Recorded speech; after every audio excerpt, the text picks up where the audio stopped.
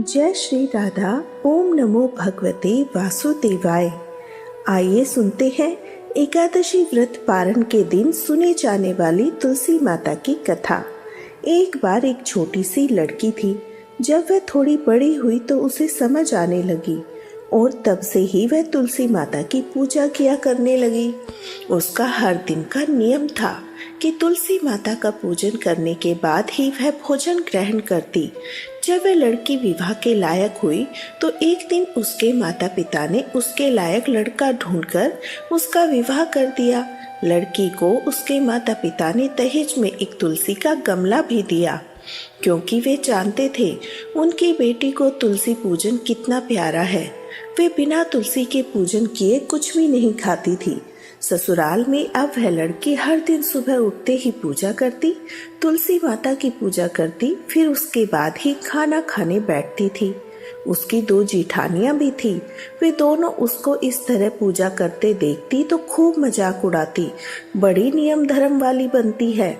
उन दोनों को उस लड़की से बहुत ईर्ष्या होती थी, इसलिए अक्सर वे दोनों तुलसी जी का गमला छुपा दिया करती।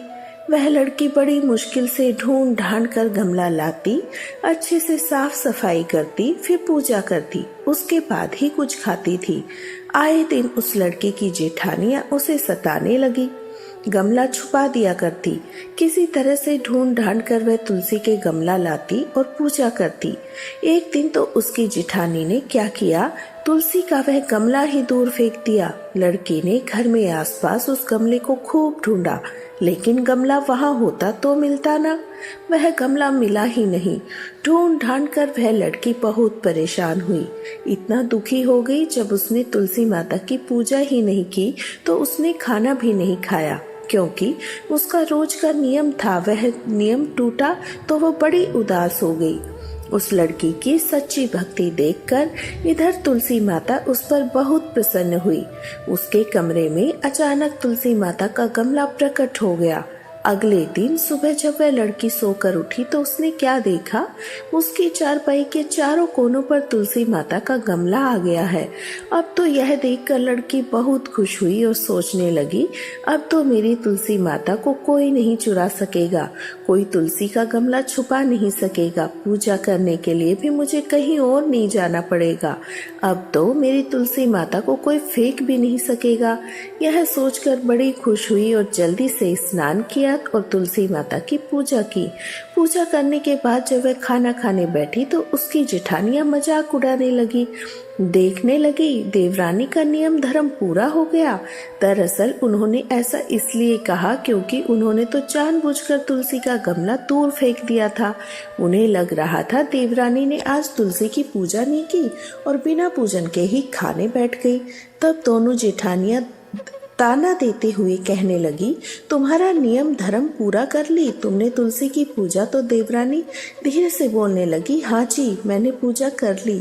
जेठानी कहने लगी, अरे कहाँ से कर ली पूजा, गमला तो हमने फेंक दिया था।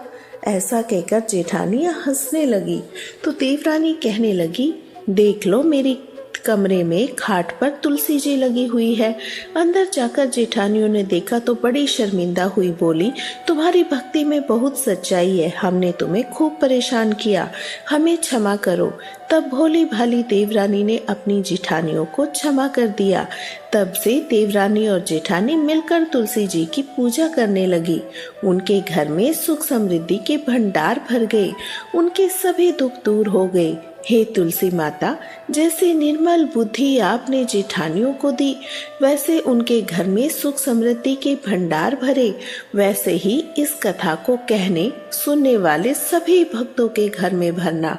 प्रेम से बोलिए तुलसी माता की जय।